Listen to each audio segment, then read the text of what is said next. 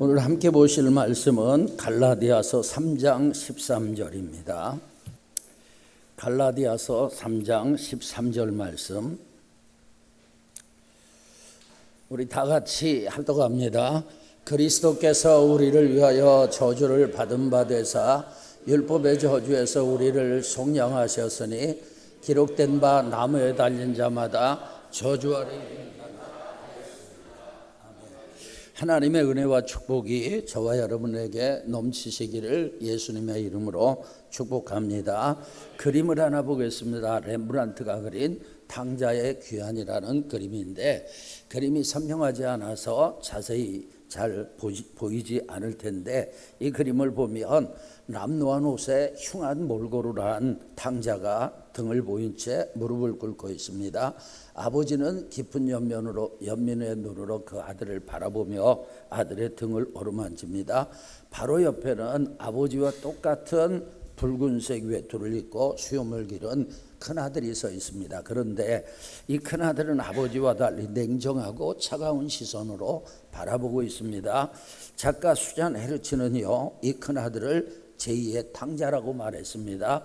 그리고 신학자 사이먼 키스트 메이커는 큰아들을 자기의에 가득한 사람이라고 불렀습니다. 큰아들은 율법의 눈으로 동생을 보았습니다. 아버지의 재산을 장녀와 더불어 탕진하고 빈손으로 돌아온 동생을 용납하지 못하고 오로지 율법적으로 심판하고 정죄하고 판단했던 것입니다. 그러나 아버지는 아들과 같은 눈으로 둘째를 보지 않았습니다. 아버지는 사랑과 자비의 눈, 복음의 눈으로 아들을 바라봤어요. 이것은 율법의 눈으로 보는 것과 은혜의 눈으로 보는 것이 다름을 말해주는 것입니다. 율법은요, 구약 성경의 중심이자 기초입니다. 구약의 첫 5권 창세기, 출애굽기, 레위기, 민수기, 신명기를 토라라고 합니다. 우리말로는 율법이에요. 하지만 율법은 모세오경에 국한된 것은 아니고 구약 성경 전체에서 하나님께서 이스라엘에게 주신 모든 계명과 규례를 말합니다. 본문은요, 그리스도께서 우리를 위하여 저주를 받으셔서 우리를 율법의 저주에서 속량하셨다고 말씀했어요. 어제 저녁 늦게까지 설교 준비를 하고 집으로 돌아가면서 제가 제 아내에게 요즘 내 설교가 왜 이렇게 어려워지는지 모르겠다고 그랬더니 제 아내가 그러더라고요. 그럴 때도 있죠. 그러다 다시 돌아간다고. 그래서 오늘 좀 여러분 딱딱하지만 귀를 여시고 눈을 여시고 은혜 받기를 축복합니다. 오늘 율법의 저주와 관련된 말씀을 드리겠습니다. 먼저 구약의 율법을 3가지로 분류를 합니다. 먼저 도덕법이 있습니다. 도덕법은 하나님의 영원하고 불변한 성품을 반영하는 그런 법입니다. 살인하지 말라, 간음하지 말라, 도둑질하지 말라 등과 같은 계명입니다. 이 도덕법은요, 모든 시대 모든 문화에 걸쳐서 모든 사람에게 적용됩니다. 이것은 특정한 민족이나 시대에 국한되지 않고 모든 사람에게 언제나 어디서나 적용됩니다. 두 번째로 의식법이 있어요. 이 의식법은 이스라엘 백성들이 하나님께 나가는 동물 제사, 그리고 할례, 유월절과 같은 절기, 제사장의 역할과 복장, 정결례 등에 관한 규정이에요. 이 의식법은 그리스도 안에서 재해석이 돼야 합니다. 왜냐하면 의식법의 역할은 예수 그리스도를 통해서 완성될 구속을 예표하기 때문에 그것들은 예수 그리스도를 보여주는 그림자입니다. 그런데 예수 그리스도께서 이 땅에 오셨죠. 그리고 십자가에서 죽으시고 부활하심으로 구속을 완성하셨습니다. 그러므로 의식법은 더 이상 효력이 없어요. 그래서 우리는 구약시대처럼 짐승을 잡아서 제사 드리지 않는 것입니다. 아이를 낳으면 할례를 행하지 않는 것입니다. 그리고 절기를 지키지 않는 것이에요. 이 의식법은 그리스도 안에서 완성이 됐어요. 3번째 사회법이 있습니다. 이 사회법은요, 고대 이스라엘의 사회 질서를 유지하고 백성 간의 관계를 규율하는 법입니다. 예를 들자면 노예법이라든지 토지 소유권, 재산 상속, 범죄에 대한 형벌 등등입니다. 이 사회법은 이스라엘의 특수한 상황에 맞게 제정이 되었어요. 그래서 고대 이스라엘 사회에 특화된 법이기 때문에 현대 사회에 문자 그대로 적용하는 것은 어렵습니다. 그렇게 적용되지 않습니다. 이 시대에는 이 시대에 맞는 사회 질서 유지를 위한 법들이 있어요. 예를 들자면 여러분 도피성 제도라든지 눈에는 눈, 이에는 이와 같은 그런 율법, 이 사회법을 이 시대에 적용한다면 사회가 얼마나 혼란스러워지겠습니까? 그 다음에 두 번째 여러분에게 나누고 싶은 것은 율법의 핵심적인 의미와 역할입니다. 율법은요, 먼저 하나님의 성품을 반영을 합니다. 우리는 율법을 통해서 하나님의 성품을 발견할 수 있어요. 예를 들어서 거짓말하지 말라 이런 계명은 하나님의 진실함, 하나님의 신실함, 그리고 공의의 성품을 반영합니다. 여러분, 하나님은 진리의 하나님이시고 조금도 거짓이 없으십니다. 하나님은 변하지 않으시고 약속은 반드시 지키십니다. 그리고 모든 것을 말씀대로 이루십니다. 하나님은 거짓말을 하실 수 없고 거짓말을 싫어하세요. 그러므로 우리는 진실해야 하는 거죠. 또 율법에는요, 추수할 때 가난한 자, 과부나 고아들이나 가난한 자들을 위해서 밥 모퉁이의 것은 추수하지 말고 남겨두라고 했어요. 그리고 여러분, 이 추수를 하다가 떨어진 이삭은 주면 안 됩니다. 그건 그냥 버려두는 거예요. 누구를 위해서요? 가난한 자들을 위해서 그렇게 하는 거지요. 그러니까 이 사회법을 통해서 우리는 하나님은 긍휼과 자비가 풍성한 분이구나, 이것을 발견할 수 있습니다. 이렇게 율법은 하나님의 성품을 드러내요. 두 번째로는요, 죄를 깨닫게 합니다. 여러분, 네덜란드의 한 시인이 꿈에서 천국에 갔어요. 한 천사가 나와서 그를 맞이하고 그리고 금빛 나는 책을 보여줬습니다. 시인이 물었어요. 그게 무슨 책입니까? 당신의 삶을 기록한 책입니다. 시인은요, 자신의 삶을 기록했다는 말에 호기심이 생겨서 가까이 다가가서 첫 장을 열어봤습니다. 거기 깨알 같은 글씨가 빽빽하게 적혀 있었어요. 시인이 그 내용이 무엇이냐고 묻자 당신의 악한 행동들을 기록한 것입니다 라고 대답을 했어요. 시인은 두려운 마음이 들었어요. 그래서 천천히 다음 장을 넘겨봤습니다. 이번에는요, 천사가 아까보다 글씨가 더 많이 적혀 있는데 천사가 당신이 했던 사악한 말들입니다. 또 다음 장을 넘겨봤더니 더 빽빽합니다. 천사는 이것은 당신이 했던 악한 생각들입니다 라고 설명을 해 주었어요. 이제 그 시인은 다음 장을 넘기기가 엄두가 나지 않았어요. 그러자 천사가 넘기면서 보니까 온통 검정색이 칠해져 있어요. 놀란 그에게 천사는 이것이 당신의 악한 마음입니다 이렇게 말했습니다. 그러면서 검은 마음에서 악한 생각이 나오고 악한 생각에서 악한 말과 악한 행동이 나온다고 했어요. 그제야 시인은 자신이 변명할 수 없는 죄덩어리라는 것을 인정하게 되었답니다. 여러분, 우리도 마찬가지예요. 율법 앞에서 모든 인간은 죄인으로 하나님의 영광에 이르지 못합니다. 인간은요, 죄 중에서 태어나서 죄악 가운데 살다가 죄악 가운데 죽을 수밖에 없어요. 우리는 거울을 통해서 자신을 보잖아요. 율법이 거울의 역할을 합니다.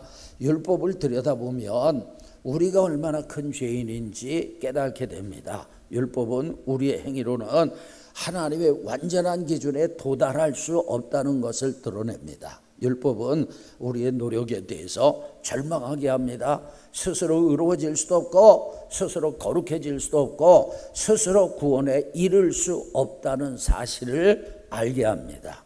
세 번째, 율법은요, 하나님과 하나님의 백성 간의 언약입니다. 우리에게는 예수 그리스도의 피로 맺은 새 언약이 있습니다. 우리에게 무슨 언약이 있다고요? 새 언약. 뭘로 맺었다고요? 예수 그리스도의 피로 맺은 새 언약입니다. 율법은 옛 언약이에요. 율법은 과거 이스라엘 백성들에게 주어진 언약이었어요. 하나님을 섬기려면 그 옛 언약대로 살아야 합니다.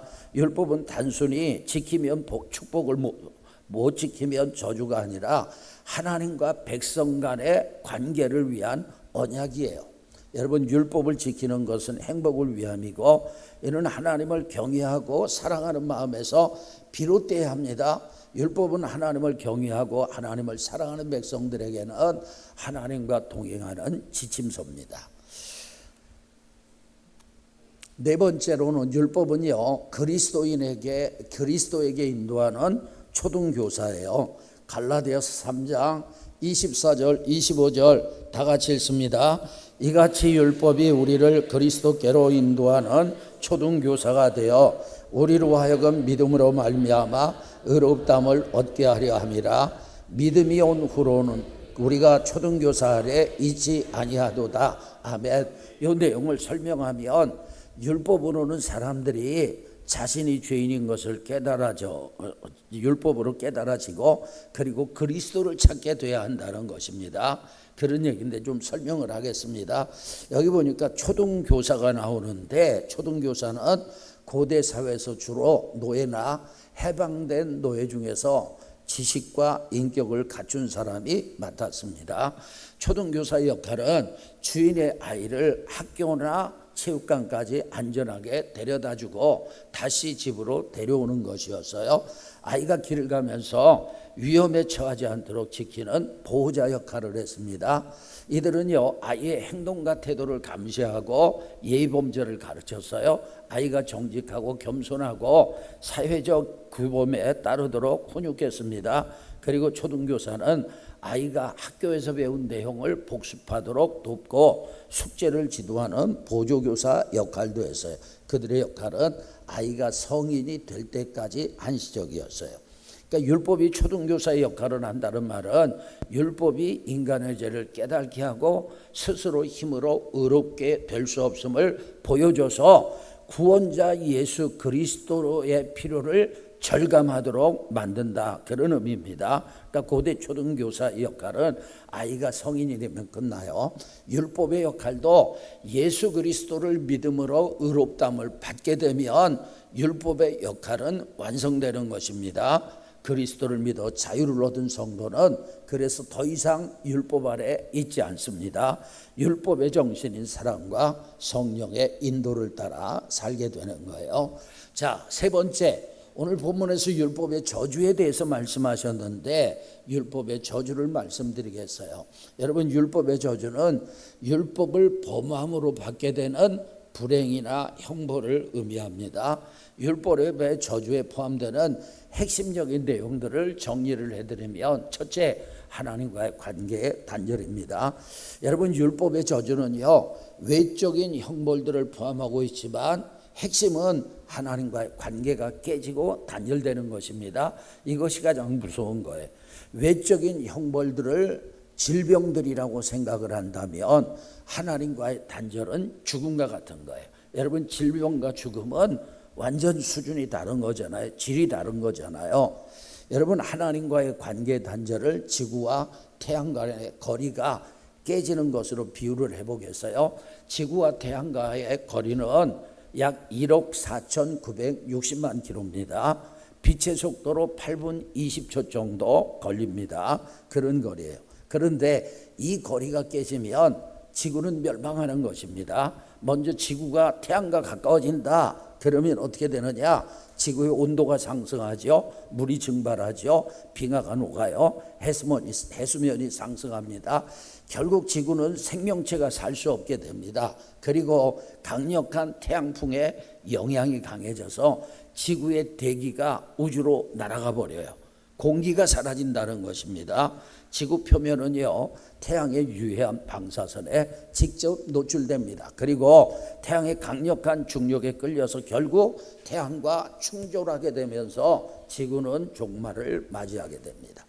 자, 지구가 태양과 멀어지면 어떻게 되느냐? 지구의 기온은 급속도로 떨어져요. 바다는 얼어붙고 식물은 광합성을 할 수 없어서 지구 전체가 빙하기에 들어갑니다.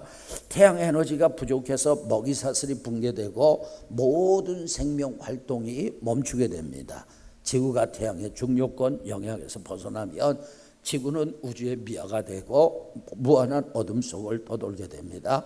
결국 지구는 멸망하는 거예요. 여러분, 태양과 지구의 거리는요, 지구 생명체가 존재하기 위한 핵심 조건인데, 하나님은 기가 막히게 이 거리에 태양과 지구를 두신 거예요. 할렐루야.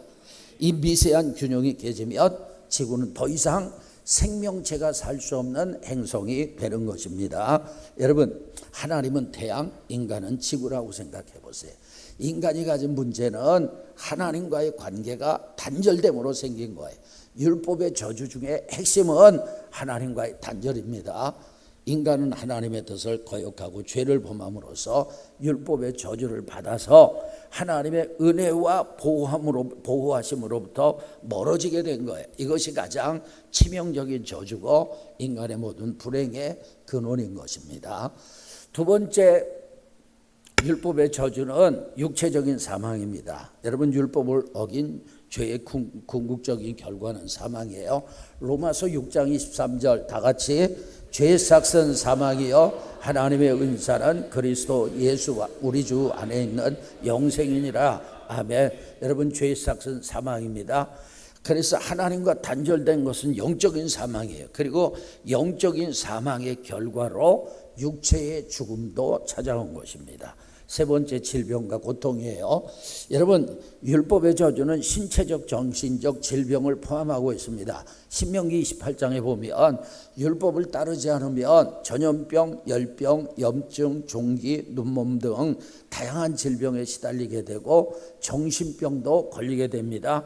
신명기 28장 28절 다 같이 읽습니다. 여호와께서 또 너를 미치는 것과 눈머는 것과 정신병으로 치시리니, 여기 보니까 미치는 것과 정신병도 율법의 저주입니다. 네 번째로는 경제적인 어려움입니다. 여러분, 성경은요, 율법을 어긴 사람들 때문에 땅이 망가진다고 말씀합니다. 이건 경제의 붕괴를 말하는 것입니다. 여러분, 하늘에서 비가 내리지 않아요? 땅이 소출을 내지 못해요? 자연재해로 인해서 고통당합니다. 결국 식량이 부족하고 굶주림으로 고통당하게 됩니다. 여러분, 신명기가 기록될 때 그때는 농경사회입니다. 농경사회에서 비가 오지 않는다, 농사를 지을 수 없다, 그것은 여러분 큰 문제지요. 성경에서 보면 이스라엘 백성들이 하나님 앞에 범죄해가지고 굶주림 가운데 심지어 자식을 잡아먹는 그런 일도 있었어요. 율법의 저주입니다. 다섯 번째, 국가의 몰락입니다. 여러분, 나라가 망하는 것도 율법의 저주에 포함이 됩니다. 율법은요, 율법을 지키지 않으면 적들에게 정복당하고 자신들의 땅에서 쫓겨나게 될 것이라고 경고하고 있습니다. 여러분, 적들에게 지배당해요. 이건 땅만 뺏기는 것이 아니라 처음에는 경제적으로 침식당하게 되겠죠.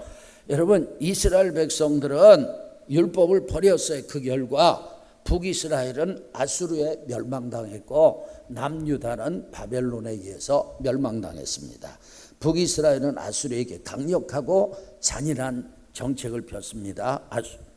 잔인하게 짓밟혔어요. 아수르는 주변 국가들의 저항을 받기 위해서 잔인한 방법들을 사용했어요. 포로들을 잔인하게 학살하거나 심지어 사람의 몸의 생가죽을 벗기는 그런 짓도 했습니다. 극심한 고통을 주었죠.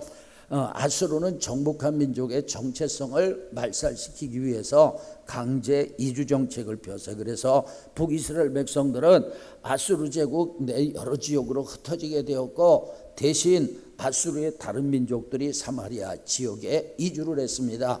이로 인해서 이스라엘 백성은 민족적 순수성을 잃고 다른 민족들과 뒤섞이게 되었어요. 이 강제 이주는 북이스라엘 10지파를 역사 속에서 사라지게 했어요. 이스라엘에 몇 지파가 있었죠? 12지파가 있었는데 그 중에 10지파가 아수르의 강제 이주 정책으로 인해서 사라지게 된 거예요. 이스라엘 민족으로서의 정체성과 공동체는 해체되었습니다. 아수르에 끌려간 백성들은 노예와 같은 비참한 생활을 했어요. 단순한 식민지 지배를 넘어서 민족 전체가 절멸에 가까운 고통이었습니다. 율법의 저주였어요. 자, 북이스라엘의 멸망을 보고도 회개하지 않았던 남유다는 어떻게 되었을까요? 남유다는 결국 바벨론에 멸망당했습니다. 바벨론은 예루살렘 성을 철저하게 파괴했어요. 솔로몬 성전을 불태웠습니다. 성경 기물을 약탈했습니다. 왕족과 귀족, 기술자 등 사회 핵심 인물들을 바벨론으로 끌고 가서 노예로 강제 노동을 시켰습니다. 여러분, 유다의 마지막 왕이 시드기야인데 시드기야는 비참한 최후를 맞았어요. 아수르 군대는 시드기야의 두 아들이 살해당하는 것을 강제로 시드기야가 보게 했습니다. 그리고 시드기야의 두 눈을 뽑고 쇠사슬에 묶어서 바벨론으로 끌고 갔어요. 율법의 저주였습니다. 율법의 저주는요, 개인과 공동체의 사회적 몰락과 수치를 가져옵니다. 저는 요즘 대한민국을 보면서 이런 일이 일어날까 봐 두렵습니다. 하나님을 대적하는 정치 지도자들과 국민들의 행태를 보면 이 나라가 하나님의 매를 맞게 될까 두렵습니다. 지금 이 시대는 공의가 무너지고 정의가 사라진 시대입니다. 잠언 29장 2절 다 같이 읽겠습니다. 의인이 많아지면 백성이 즐거워하고 악인이 권세를 잡으면 백성이 탄식하느니라. 아멘. 저는 지금 악인이 권세를 잡았다고 믿는 사람입니다. 여러분, 대통령과 국무총리, 대통령 비서실장의 전과를 합치니 전과 11범입니다. 내각까지 합치면 전과 20범이 넘습니다. 이게 말이 됩니까? 그리고 여러분, 민주당이 2019년에 공산당, 중국 공산당 중앙 당교와 업무 협약을 맺었습니다. 공산당의 중급 고급 간부를 양성하는 학교입니다. 중국의 최고 지도자들이 거쳐가는 리더십 사관학교예요. 당과 국가의 중요한 간부들이 반드시 거쳐야 하는 필수적인 교육 코스입니다. 그런데 민주당은 무엇 때문에 공산당 학교와 업무 협약을 맺습니까? 민주당은 거기서 무엇을 배우려고 합니까? 그 학교가 얼마나 중요한지 마오쩌둥, 후진타오, 시진핑 등 역대 최고 지도자들이 그 당교의 교장직을 역임했습니다. 그런 학교하고 업무 협약을 해서 무엇을 배우려고 합니까? 여러분, 대한민국이 지금 어디에 줄을 서고 있습니까? 1인 독재를 위하여 존재하는 공산주의자들 쪽에 줄을 서고 있어요. 여러분, 공산주의자들은요, 1인의 독재를 위해서 만인을 희생하는 것입니다. 러시아의 푸틴 독재자죠. 중국의 시진핑도 독재자죠. 북한의 김정은은 말할 것도 없이 독재자죠. 여러분, 트럼프 안 좋아하는 사람들 많은데 저도 트럼프 별로 좋아하지 않습니다. 그런데 트럼프가 아무리 안 좋아도 그 세 명의 독재자만 하겠습니까? 여러분, 중국의 전승절이 뭡니까? 일본 제국주의에 대한 승리를 기념하고 중국이 제2차 세계대전의 주요 승전국이며 세계 반파시즘 전쟁에 기여했음을 대내외에 천명하는 행사입니다. 그런데 사실 이것은 역사 왜곡이에요. 여러분, 일본에 대한 승리를 중국이 자력으로 얻었습니까? 우리나라 해방이 우리나라의 독립운동가들의 힘으로 되었습니까? 아니죠. 미국이 일본의 원자폭탄 투하함으로 일본이 항복한 것 아닙니까? 그리고 중국의 일제감정기에 일본과 싸웠던 중국 군대는 장제스의 국민혁명군이었어요. 공산당군은요, 일본과의 싸움은 30%, 중국 내 권력 장악을 위해서는 자신들의 힘을 70%를 사용했습니다. 그런데 공산당답게 역사를 왜곡해서 마치 자기들의 희생으로 전쟁을 승리한 것처럼 전승절 행사를 합니다. 거기에 우리나라 서열 2위 입법부의 수장인 우원식 국회의장이 갔습니다. 여러분, 박근혜 대통령이 잘못한 게 뭐냐? 중국의 전승절 행사에 참석했다는 것입니다. 여러분, 이번에 우원식 국회의장이 거기서 김정은하고 악수 한번 한 것 가지고 한반도 평화 문제에서의 의회의 성과라고 자평을 했습니다.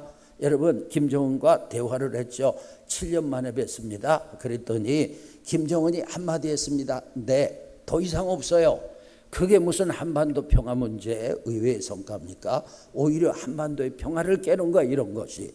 미국과 동맹 중에서 대한민국만이 중국 전승절에 참석했습니다.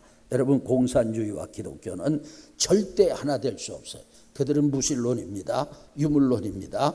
하나님의 형상대로 지음받은 사람들을 물질로 봅니다. 물질로 취급하는 그런 집단이에요. 그러니까 6.25 때 이념이 다르다고 공산주의자들이 어떻게 했어요? 가족도 친척도 이웃도 죽창으로 찔러 죽였던 것 아닙니까? 여러분, 지금 만약에 우리나라에 전쟁이 일어난다면 지금 죽창들 들 사람들이 너무나 많습니다. 여러분, 지금 빨갱이들이 얼마나 깊이 들어왔으면 민주당이 중국의 공산당과 교류를 하고 업무 협약을 맺겠습니까? 여러분, 이 나라가 손을 잡을 곳이 없어서 공산당과 손을 잡습니까? 우리나라가 중국처럼 러시아처럼 북한처럼 되는 것을 원하십니까? 그런 분들 아무도 없을 거예요. 여러분, 이 정권은 종교 탄압을 시작했습니다. 트럼프가 이재명에게 교회 탄압은 나쁜 일이라고 말했어요. 특검은요, 여의도 순복음교회, 이 지구상에서 가장 큰 교회 여의도 순복음교회를 압수수색했고, 기독교 방송국인 극동방송 이사장 김장한 목사님의 자택을 압수수색했습니다. 여러분, 군사정권 때도 교회와 성당은 건드리지 않았어요. 부산 세계롭게 손현보 목사님 구속시켰습니다. 선거법 위반으로 고발당했기 때문에. 그런데 선거법 위반은요, 초범은 벌금 100만 원 정도예요. 많아야 600만 원입니다. 그런데 도주의 우려가 있다고 목회자를 구속시킵니까? 여러분, 그분이 도주하겠어요? 어디로 가겠습니까? 이 교회가 얼마나 큰지 아세요? 예배당의 좌석수만 5,000석이 넘어요. 그런 목사님이 벌금 600만 원 때문에 도주하겠습니까? 사모님이 경찰서 유치장에 손 목사님 면회를 갔는데 포승줄에 묶인 채 가족이나 변호인에게 사전 통보도 없이 검찰청에 끌려가는 모습을 보셨답니다. 그분이 뭘 그리 잘못했습니까? 이것은요, 명백히 이 정권과 노선이 다르다고 종교 탄압을 하는 것입니다. 이 정권이 하나님을 대적하여 온전하겠습니까? 하나님을 대적하는 나라, 하나님을 대적하는 정권과 권력자가 온전할 수 있겠습니까? 우리는 나라를 위해서 기도 많이 해야 합니다. 율법의 저주는 국가를 무너지게 하는 것입니다. 자, 이제 여러분, 율법의 저주에서 해방되기를 주의 이름으로 축원합니다. 사실 모든 사람은 율법을 완전하게 지킬 수 없기 때문에 율법의 저주 아래 있습니다. 그러나 성경은 이 절망적인 현실에 갇히지 말라고 선포를 합니다. 저는 이제 율법의 저주에서 벗어나는 유일하고 완전한 길을 말씀드리겠습니다. 먼저 여러분, 율법의 행위로는 불가능함을 인정하시길 바랍니다. 율법의 저주에서 벗어나는 첫걸음은 자신의 힘으로는 율법을 다 지킬 수 없다는 사실을 겸손히 인정해야 합니다. 많은 사람들이 선행과 노력, 종교의식으로 하나님께 인정받으려고 해요. 그러나 성경은 그것이 불가능하다고 말씀합니다. 로마서 3장 20절 다 같이 읽겠습니다.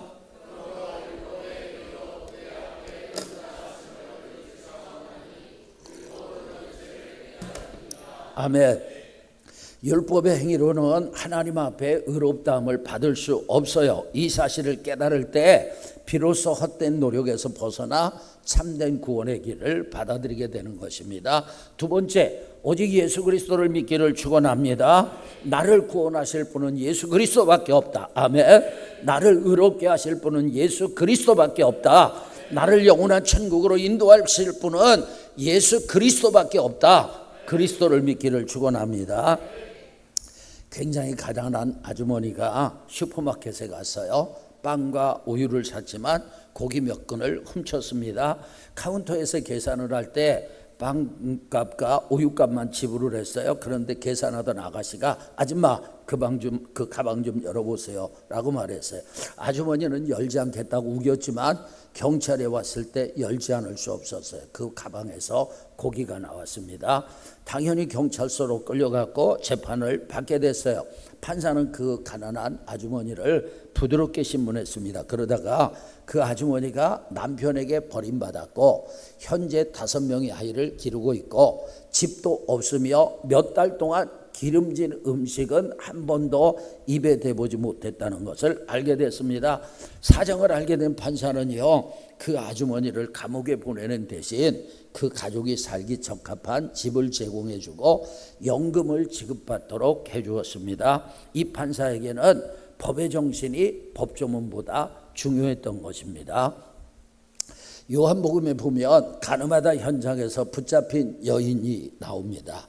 예수님은요, 율법대로 그 여인을 돌로 치려 하는 사람들에게 너희 중에 죄 없는 자가 먼저 돌로 치라고 말씀하셨어요. 사람들은 양심의 찔림을 받아서 돌을 버리고 다 사라졌습니다. 예수님은요, 율법의 제정자인 동시에 그 여인의 마음을 너무나 잘 아시고 그 여인의 형편도 너무나 잘 아시고 그녀가 지금 회개했다는 사실도 아셨어요. 예수님은 부드럽게 말씀하셨습니다.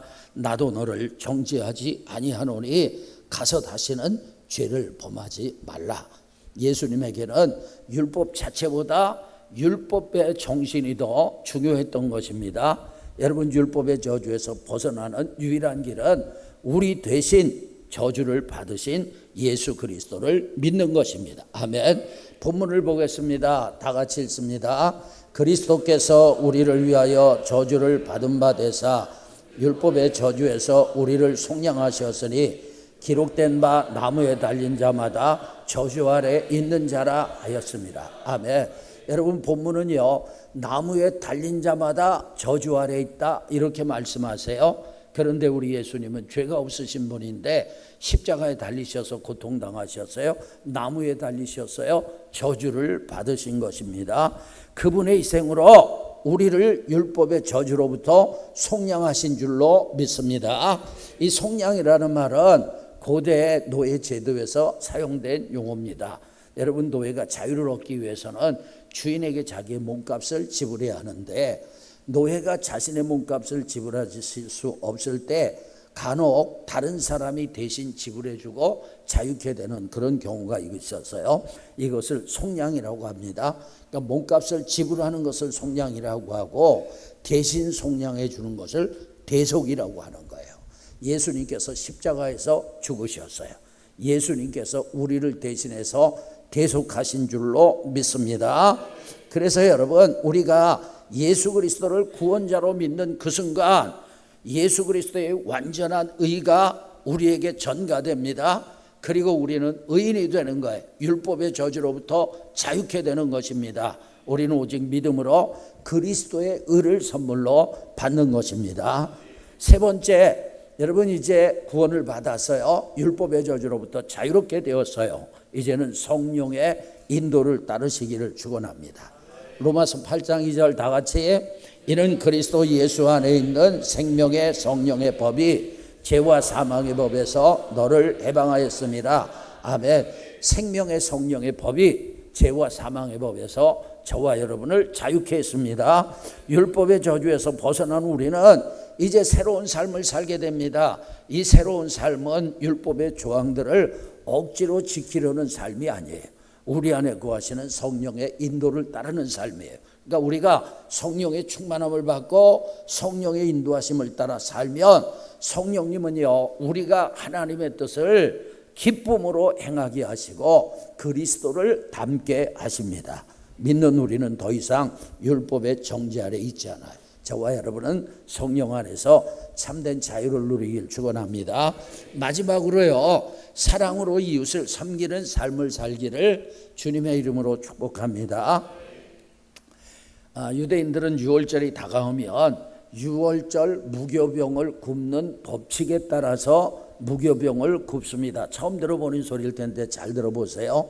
무교병을 구울 때 법칙이 있어요. 유대인들에게 어떤 법칙으로 하느냐, 먼저 생수로 반죽해야 돼요. 보리차로 하면 안 돼요. 생수로 반죽해야 돼요.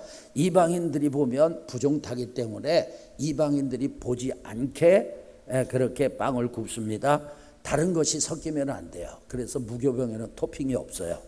불은 반드시 나무로 피워야 합니다. 가스로 피우는 것이 아니라 나무로 피워야 합니다. 이 살란트라는 랍비의 임무는 사람들이 제대로 무교병을 굽는지 감독하는 거예요. 그런데 6월절 며칠을 남겨놓고 이 살란트 랍비가 병에 들어서 눕게 되었어요. 할 수 없이 제자들이 감독관으로 세워졌어요. 감독관으로 선정된 제자들이 랍비에게 물었습니다. 랍비님, 감독할 때 가장 주의해야 할 점은 무엇입니까? 살란트 랍비가 말했습니다. 무교병을 굽는 여인들에게 보수가 제대로 지급되는지 감독하는 것이 가장 중요한 일이다. 그러니까 물질보다 사람이 중요하고 절기보다 사람이 중요하다는 거예요. 의식보다 사람이 중요하다는 거예요. 가난한 여인들을 보호하는 것이 가장 중요한 감독입니다. 사랑이 율법입니다. 여러분, 성경은요, 사랑은 율법의 완성이라고 말씀합니다. 율법의 저주에서 벗어난 그리스도인의 삶은 사랑으로 열매 맺는 삶이에요. 율법의 모든 조항은 사랑으로 요약이 되는 거예요. 갈라디아서 5장 14절 다 같이 온 율법은 내 이웃 사랑하기를 내 자신과 같이 하라 하신 한 말씀에서 이루어졌나니. 아멘. 우리는 율법의 저주에서 해방되어 자유를 얻었습니다. 할렐루야. 우리의 자유는 방종이 아니에요. 사랑으로 서로 종노릇하는 그런 삶을 살기를 주의 이름으로 축원합니다. 자, 말씀을 정리하겠습니다. 저와 여러분은 율법의 저주에서 해방되었습니다. 아멘. 그런 신앙이 되기를 축원합니다. 그러니까 율법의 저주에서 해방되려면 먼저 율법의 행위로는 불가능한 것을 인정하고 예수 그리스도를 믿어야 합니다. 그러면 율법의 저주로부터 자유케 됩니다. 믿음으로 하나님의 의를 선물로 받는 거예요. 자, 그 다음에 이제 성령의 인도함을 따라서 하시고 사랑으로 이웃을 섬기는 삶을 살기를 주님의 이름으로 축복합니다.